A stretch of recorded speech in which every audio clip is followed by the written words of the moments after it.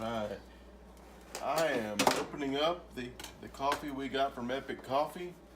We're setting up the stuff for tomorrow morning's brew. You can smell the coffee aroma through the packaging, and it is incredible.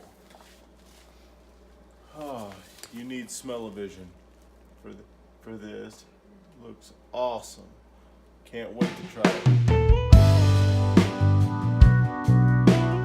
Today, what we are hoping to do, instead of answering a Bible question or giving you a blog post, is to introduce an opportunity to you to help with a mission effort.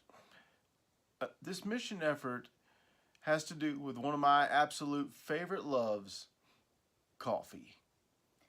I don't know if you've ever thought about where your coffee comes from. Like, it comes from the store, right? Like McDonald's comes from some factory before that. You buy it at Walmart, brew it at home. It came from some factory before that. But where our coffee comes from can be a big deal.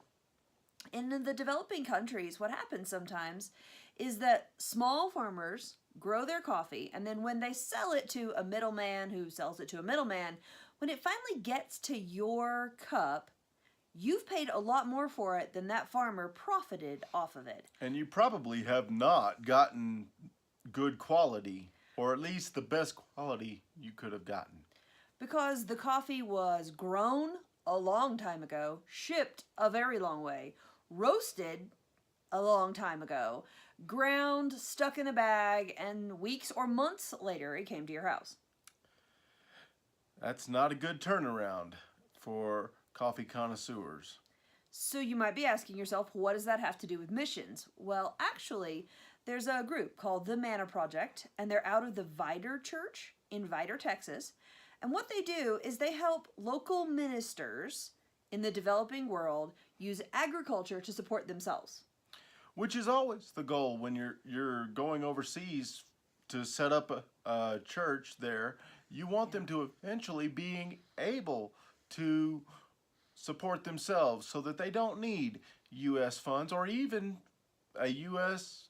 teacher.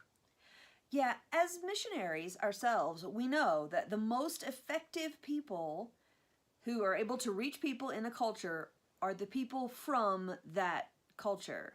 As missionaries, we were always handicapped because we were different from the people we were trying to reach. So anything we can do to support people supporting themselves in missions, it's a good push. This particular operation within the Manna Project is not only beneficial for the missionaries, but it's also delicious. Homegrown coffee that's shipped to the U.S., green, roasted in a gentleman's backyard, and then shipped to the consumer, to you and me, for our consumption. The bags don't last long at my house. We should take a minute and talk about that gentleman. Let's do that. Okay, so that's Justin Hopkins. If you're a lady, you might know his wife, Leah Hopkins. She wrote a book for young women. I believe it's A Gal's Guide to Sex. You'll find more details about it on the interview. You can find that at Maidservantsofchrist.com. It'll be down in the description, or you can check out the info card. So Justin and Leah are curriculum writers, and Justin is also a coffee roaster. He said that he had like his own setup in the backyard. You can get all the details again on the interview, but that the coffee that he sends is batch roasted. So the stuff that you just saw us opening, that box, he roasted it on Friday, and I think we got it on Tuesday. Is that right? I believe it was Tuesday. Yes, it was Yeah. not It was not a long turnaround at all. Right. And so he does this epic coffee, and it does two things. One, it helps support him and Leah to continue writing good curriculum that people can use in their Sunday school class or for their own personal study.